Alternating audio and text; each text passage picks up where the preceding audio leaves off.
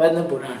तो वो सिंहोदर को बांध करके वो लेके आ रहा था। तो उसकी पत्नियां सब आ गई कि अरे महाराज आप जो भी हो प्लीज आप उनको छोड़ दो। बोले मैं तुम्हारा पेड़ पे आके लटकाऊंगा। पेड़ ना गुस्से में था लक्ष्मण जी, मैं इसको पेड़ पे जाके लटकाऊंगा तब इसकी बुद्धि ठिकाने आएगी। तो प्लीज आप छोड़ दो। सारी पत्नियां जो की थी उन्हें बहुत करुण रोने लगी वो। तो उनको दया आई, ठीक है ऐसा हम कुछ मारेंगे नहीं इनको, हम इनको वहाँ अपने स्वामी के पास लेके जाते हैं, वही इनका डिसीजन लेंगे और छोड़ देंगे, कोई बात नहीं छोड़ देंगे ऐसा नहीं बोला हम मारेंगे। वहाँ पहुँच गए और ला करके श्री राम के कदमों में आपकी आज्ञा हमने पूरी की। जैसे ज्ञान पर्याय आत्मा के पास आकर के ये क्रोध को हमने अलग कर दिया और ये ज्ञान अलग हो गया, हमने आपका काम पूरा कर दिया। तो ऐसे वो सामने लेकर के आ गए, उन्होंने कहा बढ़िया अच्छा काम किया, फटाफट कितनी देर में, आधी पौन घंटे में तो खेल खत्म हो गया। महीनों का युद्ध नहीं लगा, वो इतने दिनों से बेचारे परेशान थे। यानी समय आता है तो काम होने में देर नहीं लगती। बोलते ना योग आने पर काम हो जाता है, और जब तक नहीं आता तो भटकते रहता आदमी। इसलिए योग का भी एक विश्वास रखना, पुरुषार्थ का भी विश्वास रखना। ऐसा नहीं बस योग के सहारे बैठे हैं, योग आपको पता नहीं है तो आप तो क्या करेंगे, पुरुषार्थ, और सही समय आने पर सही पुरुषार्थ उसके माफिक भी परफेक्ट हो करके काम बन जाता है। ऐसा स्वाभाविक ही नियम पदार्थ होगा। विश्वस्त पुरुषों के द्वारा वहां पर खबर पहुंचवाई वज्र करने के पास में, तो लोगों ने देखा है इसको पकड़ लिया है। तो उन्होंने देख तो लिया ही था ऊपर से कि ये कोई बड़ा कोई व्यक्ति है, वो इन सब से युद्ध लड़ रहा है, युद्ध लड़के देखो क्या एक ही आदमी उनको तहस नहस करे जा रहा है। तो उसके पास खबर पहुंचाई किसी प्रकार से, और वो अपने बहुत विश्वास युक्त व्यक्तियों के साथ में आया। क्यों भाई, हो सकता है ये कोई चाल हो पकड़ने के लिए। तो वो भी सब खबर कर कुरा करके यथायोग्य देख करके निकल के आया। राम जी के पास जा करके उसने उनको देखा, बोले ये तो बहुत महान पुरुष है, उनकी स्तुति करी। और वो राम के पास सिंहोदर आकर के बोला आप मेरे स्वामी हो, आप ही वास्तव में सब कुछ हो, मैंने आपको पहली बार देखा है, आप जो चाहते हो वैसे होगा, आज से मैं आपका नौकर हूँ, भृत्य हूँ। ये जो उज्जैन नाम की अवंतीपुरी नगरी है ये सब आपकी है, हमारा कुछ भी नहीं है। आपको चाहिए, आप क्या चाहते क्या हो, आप चाहो तो मैं तो आज ही यहाँ से छोड़ के भाग जाऊँ, आप ये राज्य आप रखो कि वज्रकर्ण को दो, या जो करना चाहो करो, मुझे इस राज्य से कोई प्रयोजन नहीं है, मैं आपसे क्षमा मांगता हूँ। मतलब पूरा जो इतना घमंड था ना उसका चूर हो गया, सब निकल के जमीन पे आ गया। अपने से ऊंचा व्यक्ति नहीं मिलता जब तक, तब तक ही व्यक्ति अहंकार में गर्वित रहता है, हमारे जैसा कौन है। जब तक पुलिस सामने आके डंडन लगाती है ना तब तक आदमी एकड़े में रहता है, देखता हूँ क्या हो जाएगा, तो कुछ भी कर लेंगे, कुछ भी बोल देंगे। बहुत अभिमान में जीते व्यक्ति, मतलब कुछ भी बातें कहता रहता है। कोई नहीं, अपन सब एक दूसरे से, ये अपने को कुछ फर्क तो ना पड़ेगा, हमारा क्या बिगाड़ लेगा।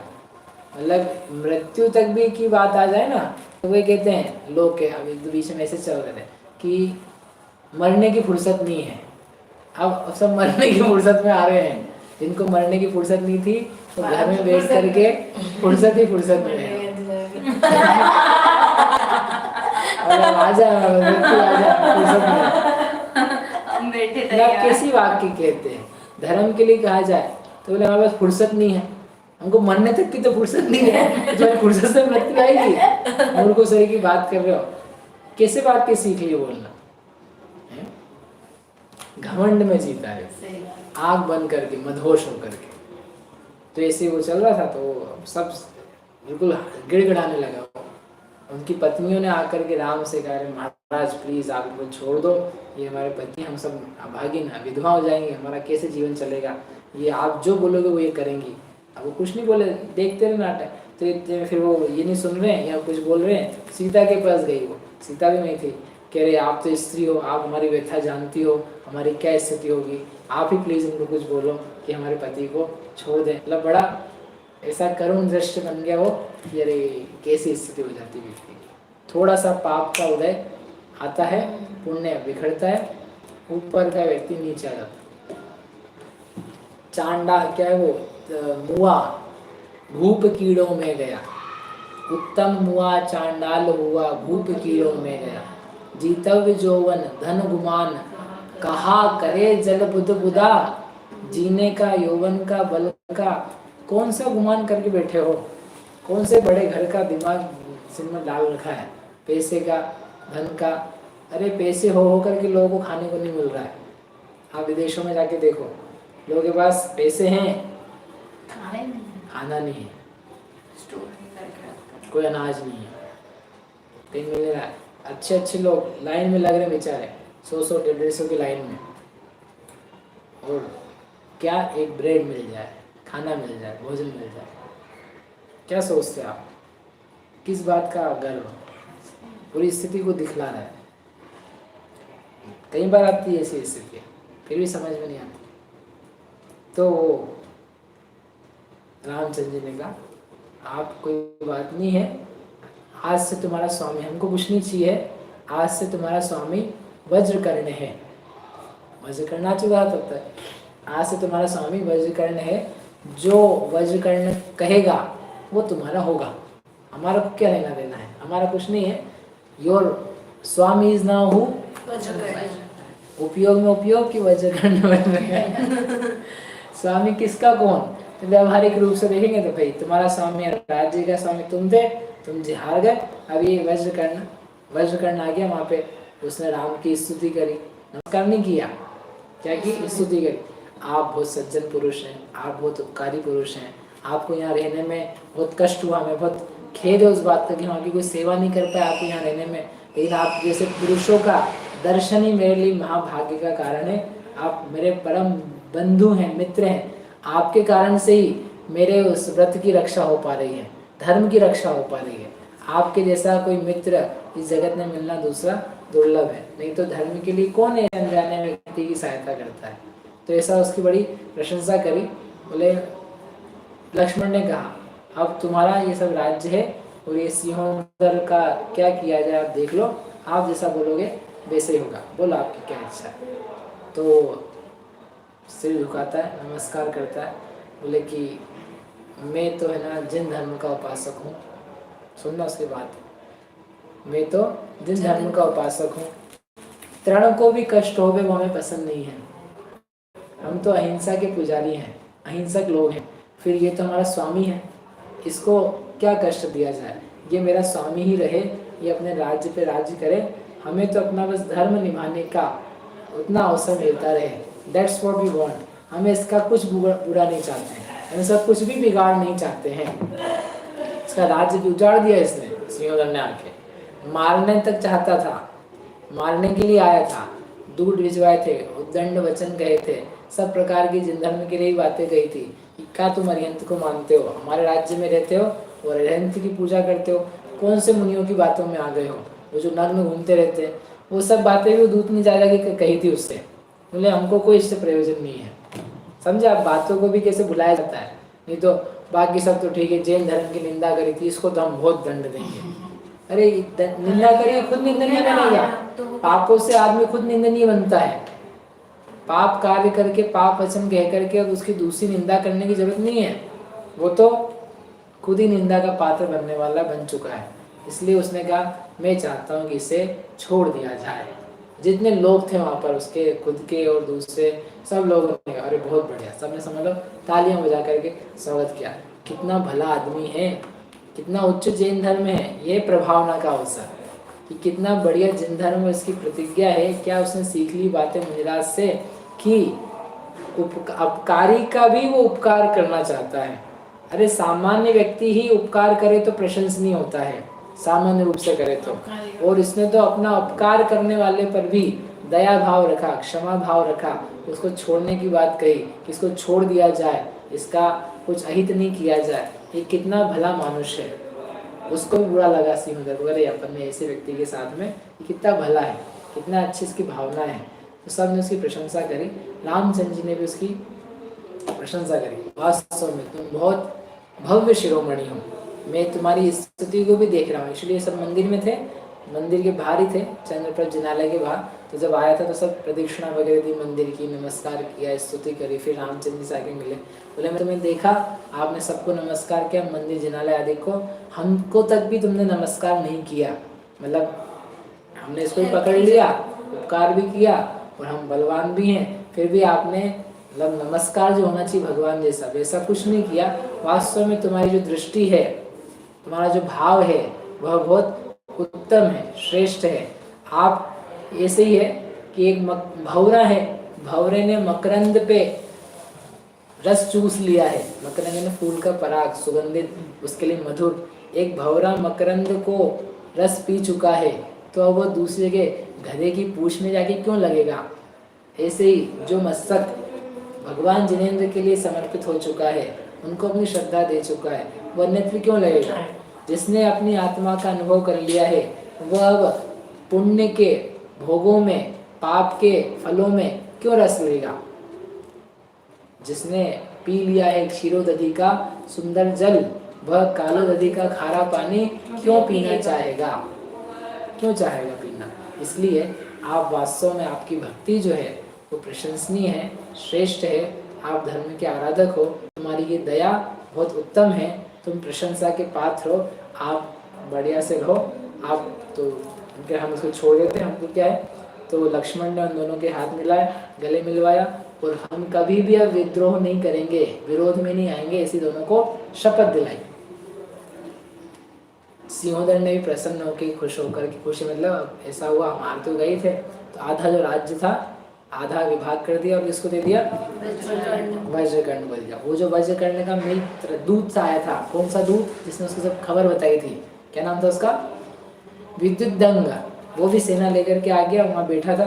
तो सबने उसकी प्रशंसा करी कि ये वज्रकर्ण का अच्छा मित्र है, इसने अच्छी चतुराई से काम किया, बता दिया। वहाँ से वो कुंडल चुराने गया था, वो लोभ छोड़ करके, वेश्या का लोभ छोड़ करके बचाने आ गया, तो ये भी बड़ा उत्तम है। तो वो उससे ही बड़े प्रसन्न थे। तो वो जो आधा राज्य दिया, तो उसको वो वेश्या भी दी थी। वेश्या मतलब जो नाचने गाने वाली स्त्रियाँ रहती ना, तो वो भी उसको मिली थी, किसको, वज्रकर्ण राजा के राज्य में। तो उसको विद्युत दंड को दे दी। थोड़ी मदद करने वाले को भी काम आता है। उसको सेनापति बना दिया, किसने, वज्रकर्ण ने। तो उसको सेनापति पद भी मिल गया, सेना मिल गई, वो जो चाहता था वही मिल गई। उसने अपने पिताजियों को बाद में मिला लिया, नगर में बसा लिया, ऐसा उसका घर भी चलने लगा। शुद्ध आत्मा की उपासना करने से आत्मा तो मिलती ही है, और उसके साथ में रहने वाले जो पुण्य आदि के वो भी वर्धित हो जाते हैं। पुण्य जो सत्ता में रखा है, उसका भी अनुभाग बढ़ाने में कारण है, तो वह शुद्धता के साथ का भाव वो भी बढ़ जाता है, उसकी भी वृद्धि हो जाती है। तो ऐसे उसकी भी वृद्धि हुई, इन दोनों को शपथ दिला दी। अब वो शपथ दिला करके ये सब विभाजन वगैरह भी हो गए। अब हमने कहा आप भी इतने अच्छे पुरुष, हमको भी कुछ करना चाहिए आपके लिए। बोले ठीक है। आप देखा उन्हें, राम भी हैं, लक्ष्मण भी हैं, तो राम जी तो हैं, क्या है, इनके साथ पत्नी पहले से ही है। तो उन्होंने सोचा ये जो लक्ष्मण जी हैं, इनके साथ हमारी कन्याओं का ब्याह करेंगे। तो अपनी कन्याओं को बुलाया, वज्रकर्ण ने बुलाया, 8 लड़कियां बुलाई। 8 लड़कियां लक्ष्मण को देने के लिए तैयार। दूसरे जो राजा थे उनके सहयोगी, वो भी अपनी लड़कियां ले आए। सिंहोदर ने भी ले आया। ऐसे इकट्ठी होकर के 300 300 कन्याएं खड़ी कर दी। खड़ी कर क्या है, ये सब आपके लिए हैं। आपके लिए मतलब आपके साथ ब्याह कराया जाएगा इनका। हम चाहते हैं हमारे घर की स्त्रियां, कन्याएं, ये आपके साथ परिणित हो। रामचंद्र जी को एक भी नहीं मिल रही है। सीता जी बोले एक है काफी है, एक प्रमुख ही जिसके पास है, तो बाकी सबकी आवश्यकता नहीं मानो। और जिसके पास एक भी नहीं तो थोड़ा थोड़ा। तो ऐसे उनको 300 कन्याएं खड़ी हो गई। 300 कन्याएं भी खुश। अपने पति कौन होंगे, लक्ष्मण जैसे महाबहादुर, पूरी सेना को पल भर में जीत लेने वाले, इतने सुंदर, इतने बलिष्ठ, इत्यादि इत्यादि। तो वो लक्ष्मण से निवेदन किया, आपके लिए है सारी कन्याएं, आप इनको स्वीकार कीजिए, पाणी ग्रहण होगा। तो लक्ष्मण ने कहा, क्या बता दूं, पूरा कर देते हैं। लक्ष्मण ने कहा कि जब तक मैं अपना कोई घर नहीं बसा लेता हूँ, नगर नहीं बसा लेता हूँ, तब तक मैं स्त्री समागम नहीं करूँगा। ये मैंने सोचा है, इसलिए अभी हम कुछ नहीं कर पाएंगे। रामचंद्र जी ने भी कहा, देखो भी अभी हम तो खुद ही घूम रहे हैं, ये 300 को लेके कहाँ घूमेंगे? हमारे नहीं है, तो इसलिए अभी पहले हम जा रहे हैं। We are going close to दक्षिण समुद्र। वहाँ जाकर के हम अपना कोई नगर या घर वगैरह बसाएंगे, और फिर जब बस जाए मतलब हो जाएगा तो मैं या लक्ष्मण अपनी माताओं को लेने ज़रूर वहाँ जाएंगे। तो जब जाएंगे तो ये सारी कन्याओं को हम ले जाएंगे। इसलिए आप चिंता नहीं करो, आप थोड़ा सा इंतज़ार करो, हम जा रहे हैं। जाके जब वापस आएंगे, मेरे या लक्ष्मण में जो भी आएगा तो वो लक्ष्मण की पत्नियाँ हो जाएगी। आप और फिर भी आपको बीच में करनी किसी वजह से तो आप फ्री हो, यदि ऐसा होता नहीं है, वो सोचते भी नहीं वो लोग ऐसा। उनका ठीक है। तो जितनी कन्याएं थी बेचारी सारी एक पल में दुखी हो गई। थोड़ा सा भी सुख दिख नहीं रहा था उनको कि अपन इतनी पत्नी बनेगी। बोले अरे ये तो जा रहे हैं, हमको ले भी नहीं रहे हैं, ले भी नहीं जा रहे हैं। इनका समागम मिलता तो हमें आनंद होता, हमारा भाग्य ही खराब है। अब कब मिलेंगे हम इनसे, हम कैसे जीवित रहेंगे, ऐसे ऐसे उनके भाव। लेकिन कोई बात नहीं, अभिलाषा, ये वाक्य अच्छा लिखा उसमें उन्होंने, अभिलाषा रूपी मंत्र से जो विरह रूपी व्याघ्र है उसको हम कीलित कर देते हैं। अभिलाषा ने मिलने की अभिलाषा, ये वापस मिलेंगे हमको, ऐसी हमको इच्छा, अभिलाषा, आशा, अभिलाषा की आशा, आशा है। उस आशा से जो एक वेदना है विरह की, कि कैसे नहीं मिल रहे, उस विरह की वेदना को हम क्या कर रहे हैं, कीलित। कीलित यानी जस का तस छोड़ दे देते हैं उसको, मतलब वो दुखी हमें ज्यादा नहीं कर पाएगा। बस आशा जो है वो आशा हमें सुखी बनाए रखेगी। यानी आशा कितनी महत्वपूर्ण है ये बताने के लिए आपको वाक्य का, मिलने की आशा, सुख मिलने की आशा। लौकिक में आशा होती है तो आदमी बड़े बड़े काम कर लेता है, ऐसे इसे आत्मा में से सुख मिलने की आशा, आत्मा में से आनंद मिलने की आशा, उस आशा के साथ में जीता है तो उस व्यक्ति को आनंद की प्राप्ति होती है। फिर उसका जो कष्ट है लौकिक छोटा मोटा, वो सब का सब कीलित हो जाता है, रहता नहीं, ऐसा नहीं, क्या होता है, कीलित सा। ये आया समझ में? ऐसा कह करके वो कन्या जो थी, जिनका बच्चे बड़े प्यार से लालन पालन किया गया था, वापस अपने घरों की ओर ले जाई गई। राजा गण अपने घर ले गए, लेकिन उन्होंने आश्वासन दे दिया कि ठीक है आपका विवाह इनसे ही होगा। अब ऐसा करके वो उन्होंने कहा रुकिए, रुकते हैं तो चंद्रप्रभ जिनालय में वो लोग रात को रुके। कौन? राम, लक्ष्मण और सीता। और अर्धरात्रि जब थी तो अर्धरात्रि के समय ही उन्होंने कहा चलो भैया हम यहाँ से चलें, क्योंकि यहाँ रुकेंगे तो ये तो लोग बहुत रोकेंगे, छोड़ेंगे ही नहीं। तो अर्धरात्रि को ही वहाँ से निकल पड़े। और सुबह उठ करके जब देखते हैं सिंहोदर, वज्रकर्ण वगैरह सब कहाँ गए, अरे भद्र पुरुष कहाँ गए, देवता थे क्या, चले गए, गायब कहाँ हो गए। लेकिन उन सबको नहीं पा करके समझ गए वो अपने जो यात्रा है उस यात्रा को आगे बढ़ा रहे हैं, इसलिए। लेकिन सभी खेद खीने जरूर हुए, लेकिन भगवान के दर्शन पूजन करके सब अपने अपने कार्य में पुनः लग गए। इस प्रकार वज्रकर्ण के प्रतिज्ञा का, सिंहोदर की हार का और लक्ष्मण के वीरता का और कन्याओं की प्राप्ति का ये जो पर्व में अधिकार था वो पूरा हुआ। अब कल से नया देखना चालू करें।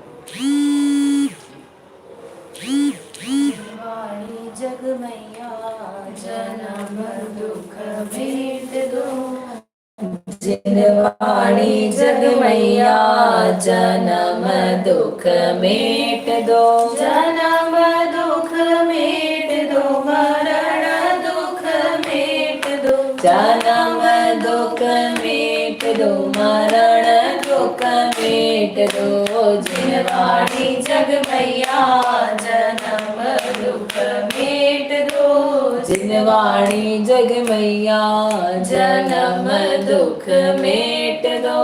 बहुत दिनों से भटक रहा हूँ ज्ञान बिना है मैया, बहुत दिनों से भटक रहा हूँ ज्ञान बिना है मैया, निर्मल ज्ञान प्रदान सुकर दो तू ही सच्ची मैया, जन्म दुख मेट दो, जिनवाणी जग मैया जन्म दुख मेट दो।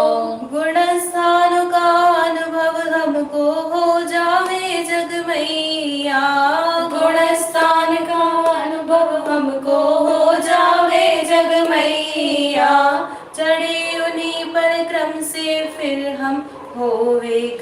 खिपैया जन्म दुख मेट दो जिनवाणी जग मैया जन्म दुख मेट दो। मेट हमारा जन्म मरण दुख इतनी विनती मैया मेट हमारा जन्म मरण दुख इतनी विनती मैया। तुमको शीश त्रिलोकी नवावे तू ही सच्ची मैया जन्म दुख मेट दो जिनवाणी जग मैया जन्म दुख मेट दो। वस्तु एक अनेक रूप है अनुभव सबका न्यारा वस्तु एक अनेक रूप है अनुभव सबका न्यारा। हर विवाद का हल हो सकता त्यागवाद के द्वारा जन्म दुख मेट दो जिनवाणी जग मैया जन्म दुख मेट दो। जन्म दुख मेट दो मरण दुख मेट दो जन्म दुख मेट दो मरण दुख मेट दो जिनवाणी जग मैया जन्म दुख मेट दो जिनवाणी जग मैया जन्म दुख मेट दो। जावाणी के ज्ञान ते सुझे लोकालो सो वाणी मत सक्यो सदा दे।